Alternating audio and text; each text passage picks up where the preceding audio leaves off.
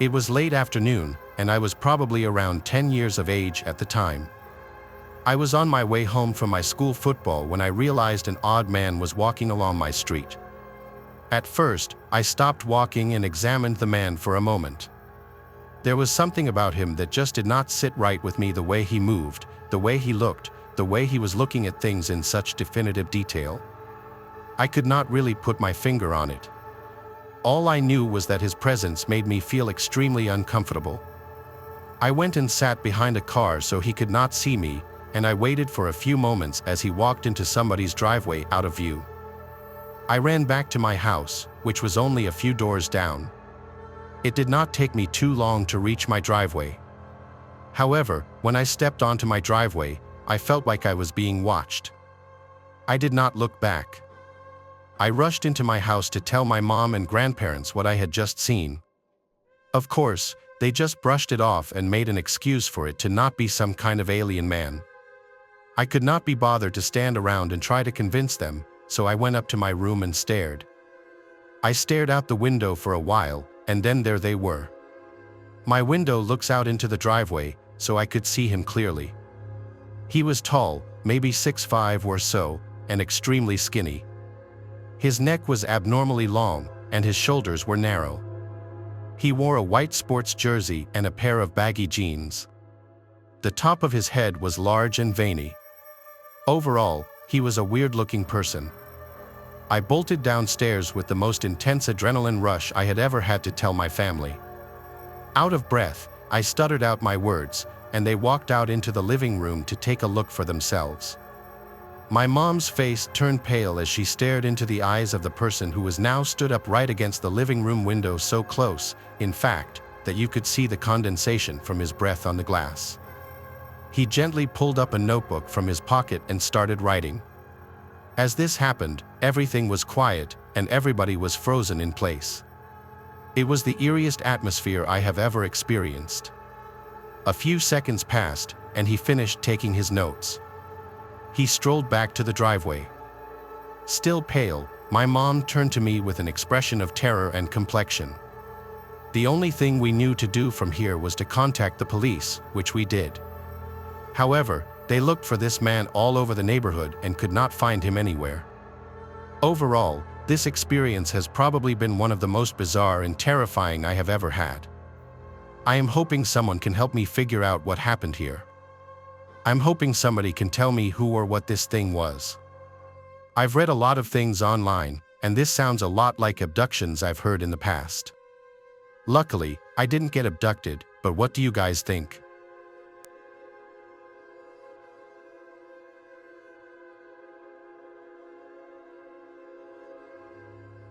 My island on June 28, 1947, Captain Tony, who worked as a harbor patrolman officer in Ireland, was on patrol with his 2 rookies, his son, and his dog. However, this was no ordinary day at sea. When Tony gazed up into the sky from his patrol boat, he saw 6 aircraft floating around 1,500 feet above his watercraft. The objects were reported by Tony and his crew to be made of a reflective material and were shaped like flat donuts, about 100 feet in diameter.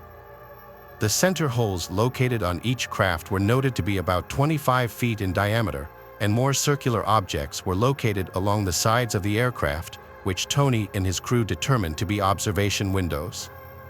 Soon, Tony and his fellow crewmen noticed that 5 of the UFOs circled over the 6th, and the 6th itself was lowering towards the patrol boat. This caused immense panic among the crew because they all thought that the aircraft was going to collide with their patrol boat. Not wanting to be sent to a watery grave, the crew hightailed it toward the shore. Upon reaching the shore, Tony retrieved his binoculars to spot the bizarre aircraft from the shore. He also grabbed his camera to take photos as evidence of the strange aircraft. While taking the pictures, the lower craft stayed in a still position while the 5 others circled around it for about 5 minutes. Then, the lower aircraft suddenly dropped down but stopped abruptly at about 500 feet above the water. One of the 5 ships circling around the lower ship came down to meet it. The 2 crafts stayed in this position for several minutes until Tony thought he heard a thump.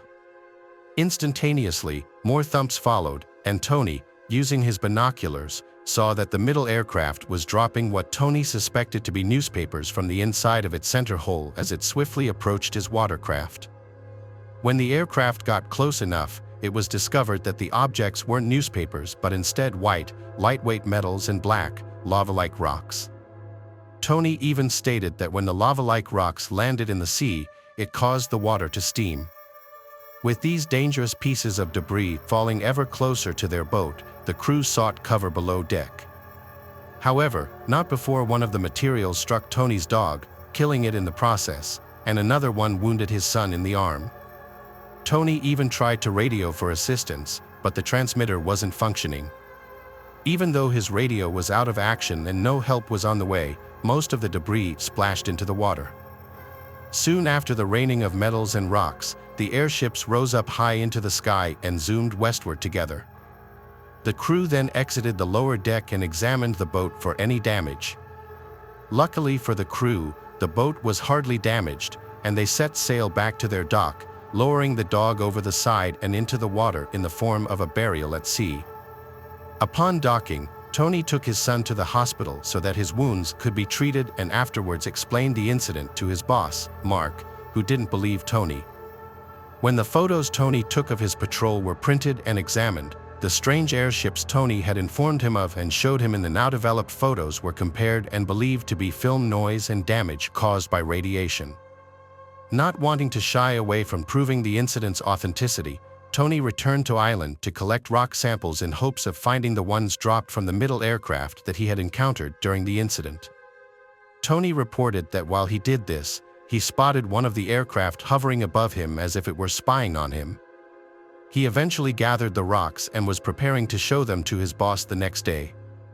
But when that day came, he was visited by a small, pale man in a black suit.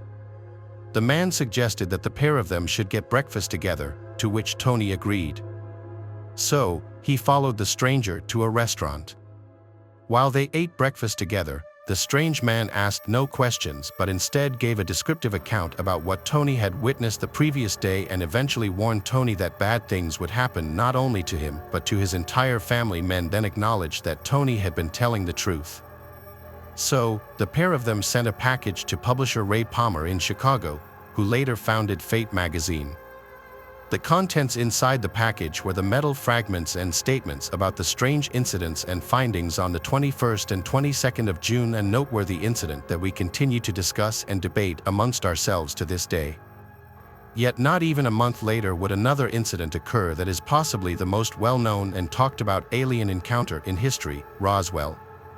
On July 8, 1947, in the small town of Roswell, New Mexico, there were reports of a flying disc that crashed into the desert not far from the Walker Air Base.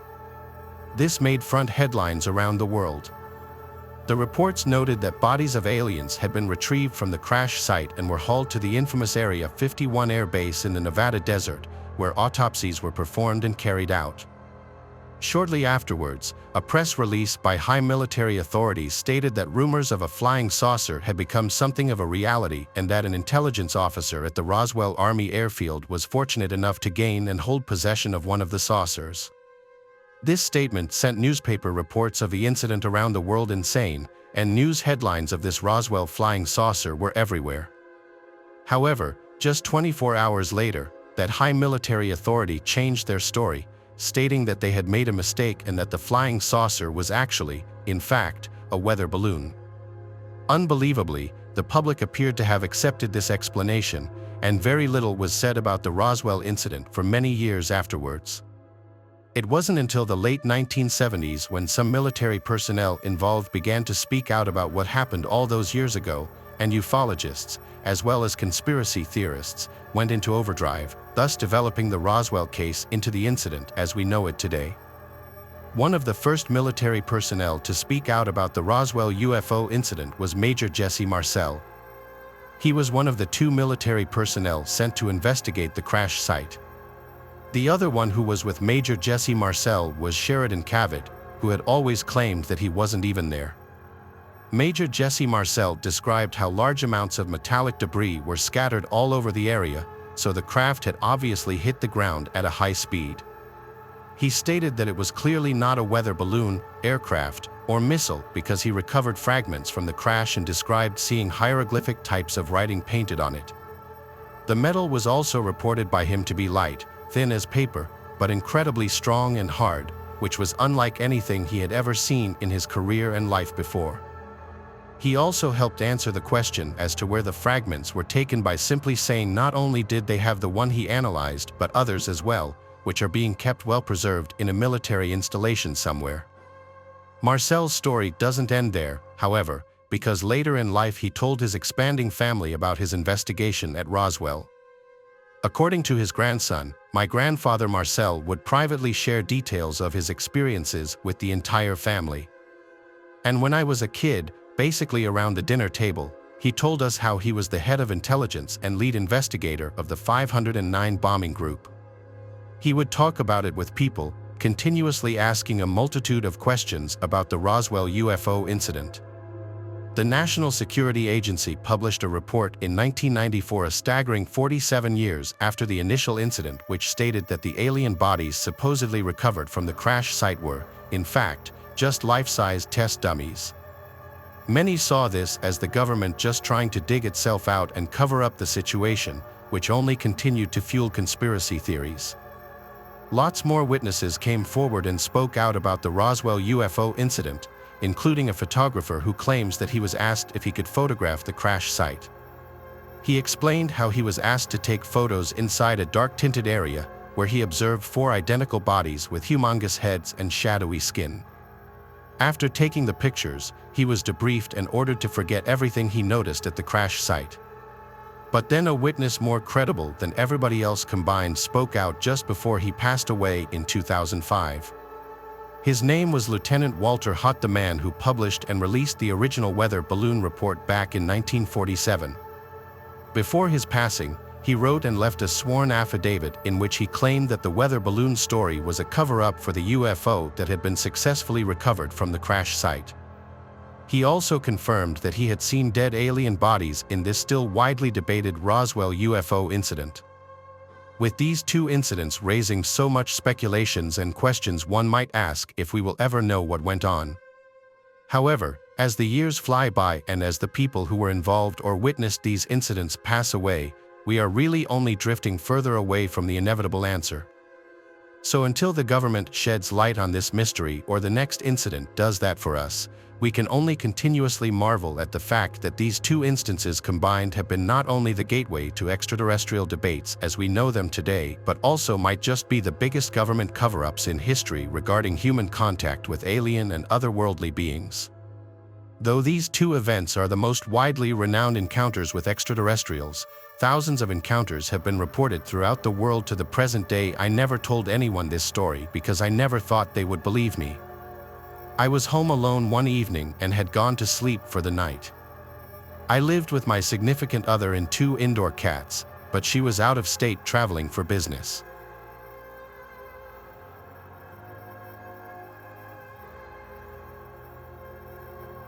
All started with a camping trip.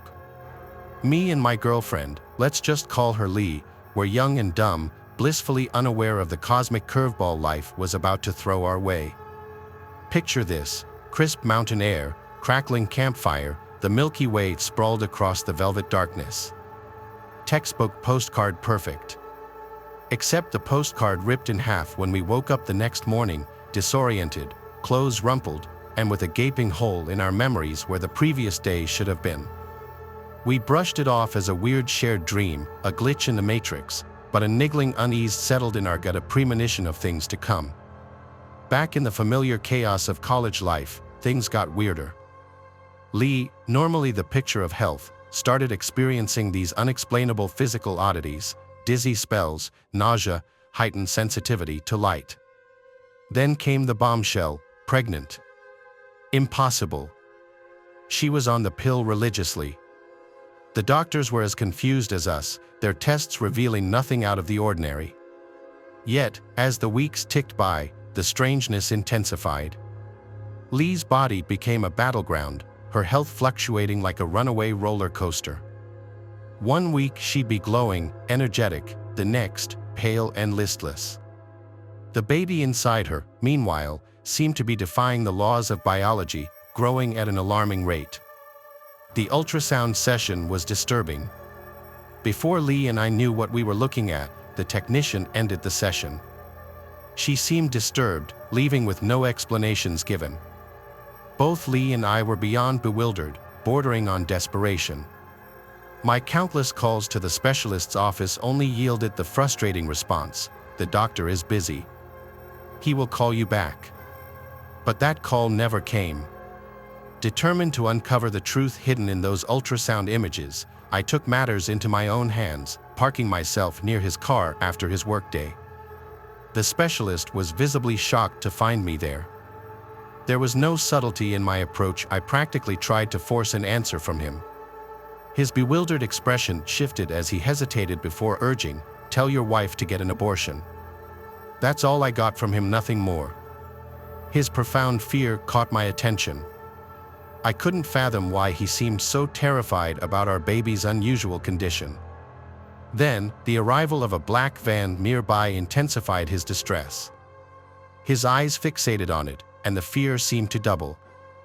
As I left, deliberately passing close to the van, the driver's window lowered. Two men in suits and sunglasses shot me an eerie look. As the doctor drove away, the van started up, following him ominously into the unknown. The fear gnawed at me, a constant unwelcome companion. It was this creeping sense of being watched, a feeling like unseen eyes were tracking our every move. Then came that night in the apartment. We woke up, not to the comforting hum of the fridge or the distant sirens of the city, but to a bone-chilling silence, broken only by the frantic thumping of our hearts. In the inky blackness, a presence loomed, unseen but undeniable, radiating an oppressive dread that seeped into our very bones. I am telling you, that night there was more than us in that apartment. Only the Lord knows what that presence was, but it felt otherworldly. We fled that night, seeking refuge in Lee's parents' house, the unease clinging to us like a second skin. That's when I started getting anxiously suspicious about the gap in our memories from the night out camping in the wild. The pieces started falling into place: the strangeness of that event, the unexplainable pregnancy, the constant feeling of being watched. They all pointed towards something not of this world. The doctor's frantic insistence on more tests, his desperate pleas for termination. What further fueled my suspicion was that the doctor always had excuses not to see us or kept the sessions ridiculously short, never giving any clear answers to any of our questions. To myself, I wondered if it was his way to punish me for the time I creeped up to him in the parking lot, or if he was hiding something from us, possibly both. This wasn't a normal pregnancy. This was something else entirely. God knows what. Lee, bless her heart, refused to listen. Motherhood blazed in her eyes, a fierce determination that trumped logic and fear. She was going to have this baby, no matter what the test said, no matter what dark secret it held. Eventually, I decided it's better to let her live her naive dream. Denial can be bliss. I was hoping that she was right. I was hoping it was merely me being paranoid. If the baby was abnormal, we would have it anyway, if that is what she wanted. The climax arrived like a sucker punch. Lee went into early labor, the doctors acting frantic, their faces etched with worry. Then came those two men in suits, their expressions unreadable, barring my entry to the delivery room like guardians of some forbidden secret. It was like they were hiding something, something terrifying. When they finally let me in, it was over. The baby, they claimed, died during the procedure. We never saw the body. Some fabricated story about a mix-up, an admin error. A wave of relief washed over me, an undeniable sensation despite the crushing grief clawing at my insides, a hollow echoing in my chest. Lee was devastated. It was slow, but time heals all, and she recovered. The years that followed were a haze: marriage, 3 beautiful, normal children, a life built on laughter and love. We tried to build normally and succeeded to a large extent. And that is our story. Yet it does not end there. Sometimes I wish it did. Ignorance would have been a simpler path. Something was off. Both of us shared nightmares, became our unwelcome souvenir. We never spoke of them, but the knowing glances confirmed our mutual torment. Weeks of normalcy could be shattered by a single morning, both of us awakening as if we'd relived that night in the wilderness every time, both of us at the same time. Its synchronized nature was disturbing. These random nightmares could come at any time. It couldn't continue. When our youngest, barely 5, noticed our erratic behavior, his innocent question cut deep: why are mommy and daddy in such a bad mood some mornings? Desperate for answers, we confided in a trusted psychologist. He suspected suppressed joint trauma and referred us to a hypnotherapist and her practice partner. Our separate but simultaneous sessions with the two hypnotherapists uncovered the horror. It all came out, or most of it in any case, or so we believe. Gosh, I think we would have preferred the amnesia. The memories were horrific: the oppressive silence of the woods, the sudden blinding light that filled our tent, the feeling of weightlessness as we were lifted skyward, the colossal metallic craft hovering silently above. Then came the figures themselves, tall and slender with elongated limbs and skin that seemed to shimmer in the otherworldly light, their faces shrouded in shadow, radiating an unsettling calm. Their movements devoid of human emotion, their large almond-shaped black eyes, that is one thing that I can't get out of my mind since the regression sessions. And of course, those creepy six-fingered hands touching everywhere. The details were terrifyingly clear: the sterile examination rooms, the cold metal instruments, the unsettling hums and piercing screams. We were not the only ones. They forced us apart. They controlled our bodies and movement. We were taken to separate rooms where we endured unspeakable experiments. From me, they extracted samples of primal instinct, telling me it wasn't what later transpired with Lee. For her, they did something far more monstrous, invasive, and unbelievable, manipulating her body and planting the unwelcome seed of that child. We didn't know their motives, but had to endure their cold touch and emotionless indifference. Emerging from the therapist's office, we clung to each other, trembling, tears mingling with the bitter stain of confirmation. Those fragmented memories finally coalesced into a horrifying whole, confirming our darkest suspicions. We weren't just abducted, we were subjects in some experiment, unwilling pawns in their grand design. Regular therapy sessions became our battleground, where we wrestled with the horrific memories and lingering trauma. Despite the semblance of normalcy we rebuilt, the shadows of our experience clung to the corners, whispers of what if clinging to the air. But the heaviest shadow loomed large: the baby, the one we lost. The burden became unbearable, a weight threatening to crush us both. I embarked on a mission for answers, tracking down the retired doctor across state lines in a Sarasota restaurant. Years etched on his face mirrored our own. He unveiled the truth: the 6-digit codes on tiny limbs, the oversized head, the huge black eyes like bottomless voids. Each unsettling detail chipped away at our hope, while the revelation of its survival, spirited away by shadowy figures claiming government affiliation, plunged us into a new abyss of fear and confusion. There's more to the story, secrets too unsettling to share in the open, but one even if the answers lead us deeper into the darkness.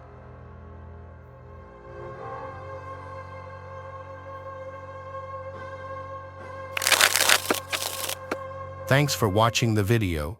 Subscribe to the channel and turn on notifications to watch the latest videos.